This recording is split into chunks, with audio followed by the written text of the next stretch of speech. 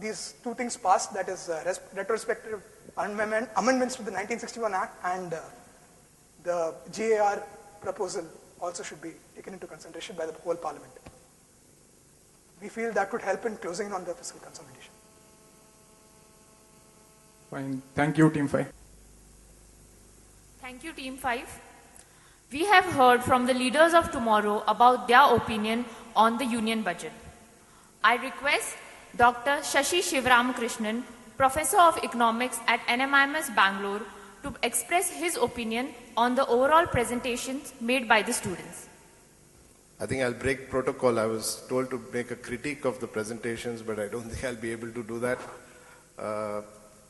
I was making notes, but then somewhere halfway I gave up because, first of all, the numbers were very heavy for me and there was a lot of detail which I couldn't really keep up with.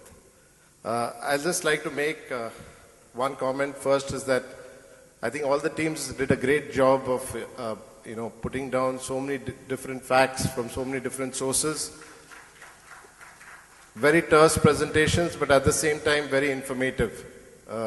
I think they did a really great job, and I don't envy them because the judges asked them some really tough questions too. Luckily, I don't think I'll have to face any. So, okay, just a couple of general comments I would like to make on the presentations. 2 points that I found missing. This is not a criticism, but just 2 points I found missing was, one was on the fiscal monetary policy mix. I think we have to go from the budget per se to a post-budget situation now, because it's already 2 weeks since the budget has been passed, budget has been presented. It's time to move on kind of thing. We have to look at the actual implications now with the RBI. I think that's very important. This came across, I think, one instance when the Reserve Bank was mentioned, but I think now the ball really is in the RBI's court, because the key question here is whether the fiscal consolidation efforts made by the finance minister, will they be adequate for the RBI to be able to bring down interest rates and spur growth? Or are the concerns about inflation still very, very important? I think that's the key question here. Because if the fiscal consolidation is inadequate, then I don't think the RBI will be in a position to start lowering interest rates. And the second point I wanted to make here is that one aspect was completely kept out of the presentation, and that's bond yields. I think bond yields give us a very good picture of what could be happening here, because immediately after the budget presentation, bond yields started to go up, 7 or 8 basis points. So that's an indicator that, that things might actually mean that interest rates would actually rise here. That's not a very good sign for the days to come, or for the entire year to come, actually. The other point that we have to remember is that the inflation concerns also have not really disappeared. They're still very strong, okay, because the fiscal deficit has been reduced to 5.1%, but will that be, will they be able to meet those targets? That's a big question. So inflation still remains a big concern. The situation in the Gulf is again not very supportive in this regard. Oil prices could go up. If there's some kind of conflict with Iran, things could get worse. If that's the case, interest rates, the pressure on interest rates to rise, inflation is also doesn't seem like it's going to come down, then we might have to face a year which is again going to be targeted towards inflation, towards controlling inflation rather than looking at high growth rates and a robust growth. I think that's the big challenge. Our focus should move now from the budget to what's going to happen, what the RBI's view on this is going to be. I think fiscal discipline and some positive news from the Gulf might help. I think in that case, the RBI could then again look at, lower interest rates and then maybe a better year ahead for us. I think I'll stop here because we're all waiting for the esteemed key speakers to make their presentations. I don't want to take much more time. So thank you very much.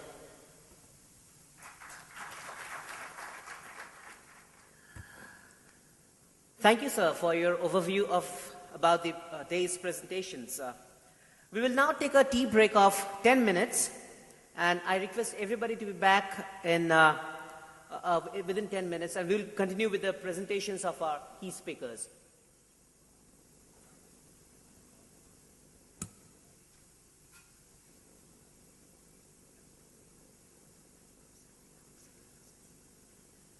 Have a seat on the dais.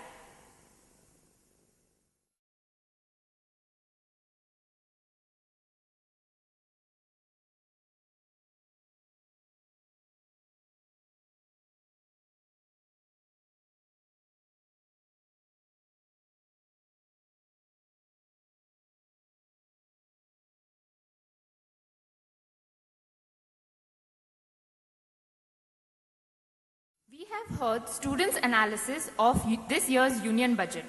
Now it's time to hear from the industry leaders and academicians about their opinion on this year's budget. Each of the speakers will present for 15 minutes. The speakers will take up questions from the audience after all of them have completed their presentations.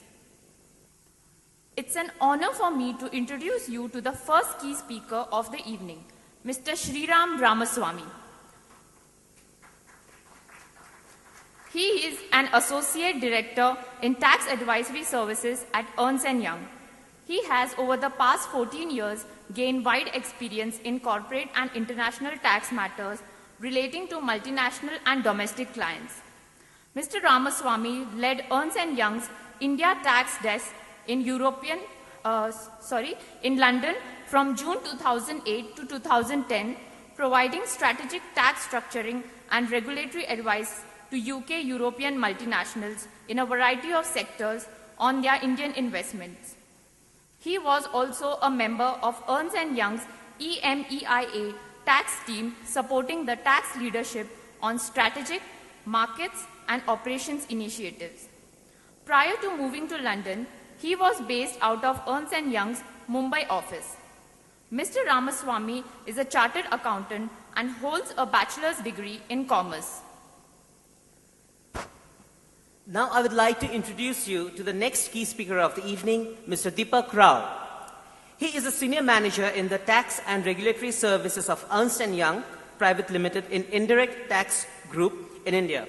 He is a commerce graduate and a member of Institute of Cost and Works Accountants of India and also in Institute of Chartered Financial Analysts of India. He has assisted various multinational companies in setting up their operations in India, structuring their supply chain models, and has been advising them on indirect tax matters. He has vast experience in advising and working with leading Indian and international companies in the areas of tax planning and handling large-scale compliance outsourcing assignments. He works with a number of leading Indian and multinational companies in the information technology and manufacturing sectors. Ladies and gentlemen, please welcome Mr. Sriram Ramaswamy, who will be followed by Mr. Deepak Rao as they make the presentation. Students of NMIMS, my name is Sriram, and I think enough of it has been said about me, so I'll straight get into the topic. Firstly, I'd like to congratulate the students here for an excellent presentation. I think it's very good for them to analyze it maybe critically or applying logic, and a great presentation for them. So it's a great opportunity for them to be good speakers at future events. I'm going to cover just a bit of the direct tax part of the budget. Happy to address any questions at the end of our discussion. Deepak, my colleague, will take over from me on indirect tax issues in the next 15 minutes or so. So the way we did it was we just start with a little bit of the budget backdrop and then get into the direct tax. We've spoken a lot about numbers, etc., as the students were going through their rounds. So yeah, really the economy was expected to grow at 6.9%. Agriculture, industry, services, we still seem to be a very service-dominated economy. So, expectedly, the services growth has been at 9.4%. The next GDP, as somebody correctly pointed out, whether it's optimistic or not in the current economic climate that we are in and Western blues that we face, is projected at 7.6%. Well, we've been around the 7 to 9% mark in the last 2 to 3 years, but I think 7.6 in my own personal assessment may probably be a little bit optimistic, given that we ended at 6.9, because the fears are likely to lull over for some more time. But let's see how it goes. Gross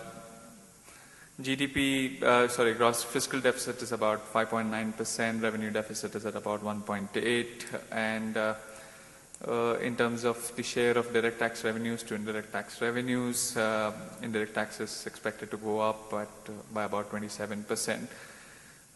So that's really the budget backdrop of financials and numbers. So I don't want to dwell too much into it, but probably get into a little bit of more juicier items like the Vodafone or the anti-avoidance rules or whatever.